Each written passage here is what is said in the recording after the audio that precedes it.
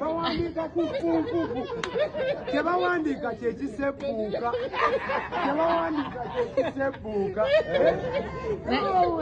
naye kakati akalulu otuwulira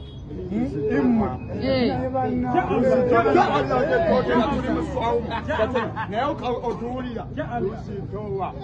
tulita kulangirirwa ono muddemu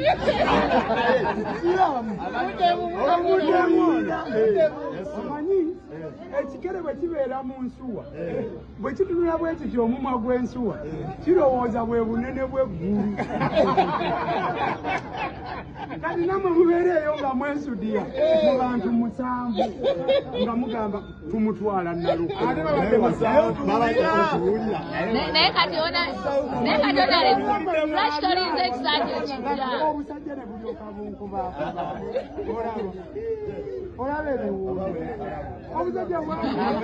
onalebo Yesu naye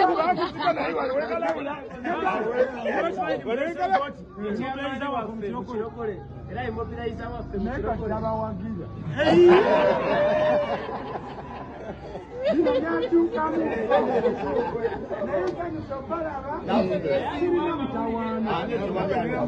mbaagala nnyo omanyi omuntu atalina kisa yasaana okusinga okuwa ekisa munkubakubamu embooka awo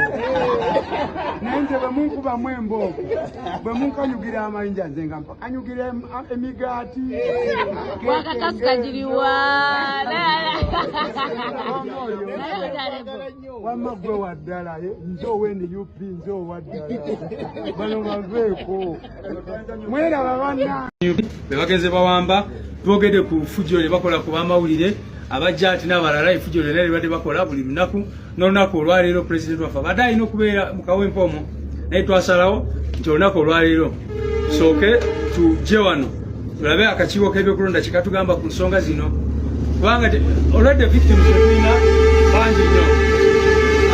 abantu baffe balumiziddwa abalala balina ebisago so tetwagala embeera eyo egende mu maaso twogedde ku motoka ezitalina enamba naye ensonga enkulu endala gye twogeddeko ebadde ya register y'ekawempe north tubabuuzizza kijja kitya nti mu kulonda okwaggwa twalina abantu emitwalo 16 mu 14 registered voters kaakati ku ssaawa zino bali mitwalo 19 etulowooza nti wandiba nga waliwo akazanyo ke bagezaako okuzanya ke twalaba ebusongola n'awalala bwe bagenda ne bakwata abawagizi ba NRM abantu abo mu structure zaabwe ne bateeka mu register just okulaba nga baparticipating by election eyo ne tulaba nti 21% ebitundu 21 ku buli 100 okubanga beeyongedde ku register mu bbanga etono bwe lityo ne tulowooza nti walibawe ekitali kituufu era tubasabye batuwe register eyo mu bwangu ddala tusobole okugyekenneenya tulabe step eddako candidate sewe yogera